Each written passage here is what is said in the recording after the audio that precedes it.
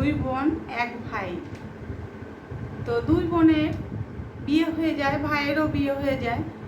ছোট বোনের যেখানে বিয়ে হয় সেখানে ছোট বোনের অবস্থা খুব একটা ভালো ছিল না, কিন্তু বড় বোনের অবস্থা অনেক ভালো ছিল।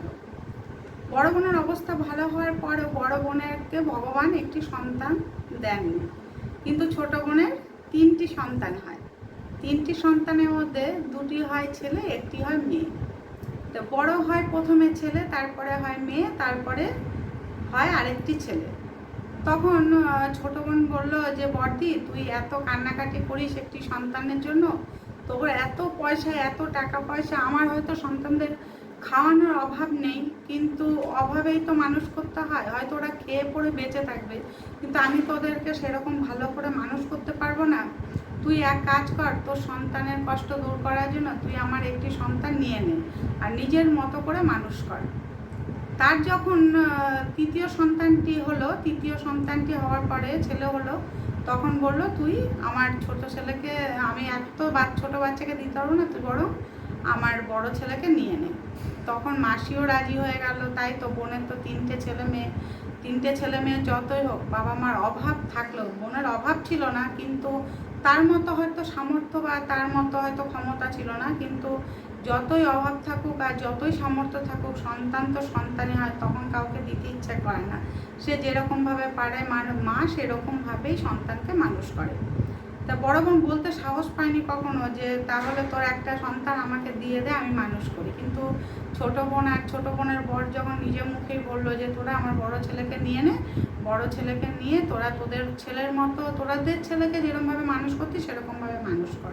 তা বড় বোন করলো কি, সেই রকমভাবে তার ছেলেকে নিল এবং তাদের নাম গোত্র, তাদের সমস্ত কিছু, মা বাবার নাম তাদের দিল, দিয়ে স্কুলে ভর্তি করলো, দিয়ে সেখানে তাকে অনেক বড় করে মানুষ করলো, যাতে নিজের ছেলেকে যেভাবে মানুষ করা যায় সেভাবে মানুষ করতে থাকলো। কিন্তু আস্তে আস্তে কি দেখা গেল, ছেলেটির মধ্যে পরিবর্তন দেখা গেল। ছেলেটি আর তার মানে ছোট যে ভাইটি ছিল, তারা দুইজন একটু বড় হওয়ার পরে যখন বড় হলো, তখন বুঝতে শিখলো যে মাসির তো কিছু নেই, মাসির জিনিস ভোগ করার মতো কেউ নেই, মাসির যা সবই আমরা 3 ভাই বোন।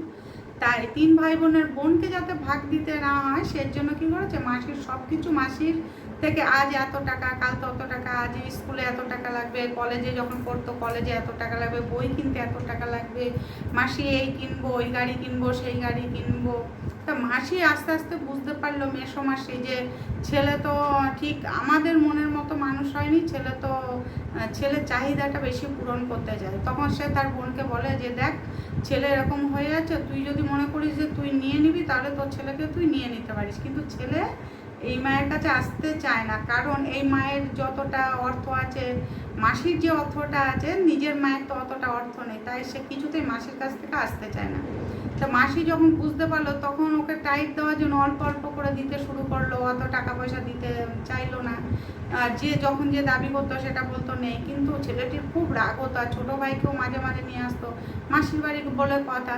তা আস্তে আস্তে যখন তারা বিয়ে করলো, বিয়ের পরে বউদেরকেও সাথে নিল, যে মাসির সম্পত্তি, মাসির টাকা পয়সা, মাসির গয়নাঘাটি কীভাবে নেওয়া যায়। কিন্তু যে বোনটা ছিল, যে নিজেদের বোন ছিল, বোন খালি বলতো কেন মাসির সন্তানে, মাসি শেষ বয়স অবধি যা করবে, তোরা কেন আগে জোর করে নিচ্ছিস, মাসির যখন কেউ নেই, তোদেরকে যখন ছেলে হিসাবে মানুষ করেছে, তাহলে শেষ বয়সে তো তোরাই সম্পত্তি হবে, কেন মাসিরটা তোরা জোর করে আদায় করতে চাইছিস। তাই মাসি মেশো ওই রকম বুঝতে পেরে কিছু সম্পত্তি 2 ছেলেকে নামে করে দিয়ে, কিছু অল্প অল্প করে দিয়েছে, অল্প অল্প টাকা পয়সাও রেখে করেছে কি, মেয়ের নামে কিছুটা দিয়েছে, মেয়ের নামে কিছুটা দিয়ে, মানে বোনের যে মেয়ে ছিল, বোনের মেয়ের নামে কিছুটা দিয়েছে।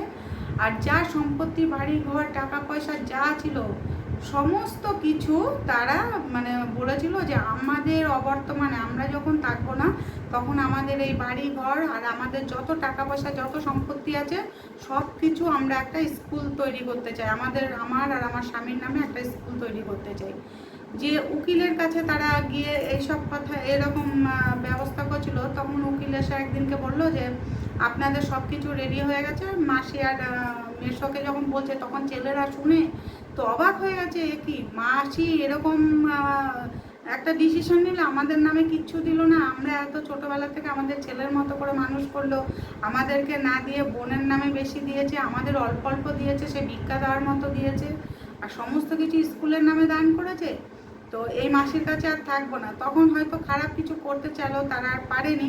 তখন মাসি মেসো বললো, দেখ তোরা যদি ভদ্রভাবে থাকতি, আমাদের মতো করে চলতি, তোরা নিশ্চয়ই সব কিছু পেতিস, কিন্তু তোদের চালচলন আচার আচরণ আমার একদম ভালো লাগেনি। তোরা চাইছিলি এই ভবিষ্যতে এখন এমন করছিলি যে আমরা যাতে খেতে না পাই, আমরা যাতে তাড়াতাড়ি পৃথিবী ছেড়ে চলে যাই, তোরা সেরকম ব্যবস্থা করছিলি। তাই তোর বোন একমাত্র মাঝে মাঝে এসে আমাদের ভালো মন্দ খাওয়ানো দাওয়ানো দেওয়া, ধোয়া, আমাদের দেখাশোনা করা, আমাদের কি লাগবে না লাগবে সব কিছু, আমাদের কোনটা ভালো হবে সব কিছু ওই মেয়ে করেছে বলে মেয়েকে আমি কিছুটা দিয়েছি, আর সব স্কুলের জন্য দান করছি। তোদের দান করে আমার কিচ্ছু হতো না, ওই জন্য তোদেরকে কিচ্ছু দিইনি।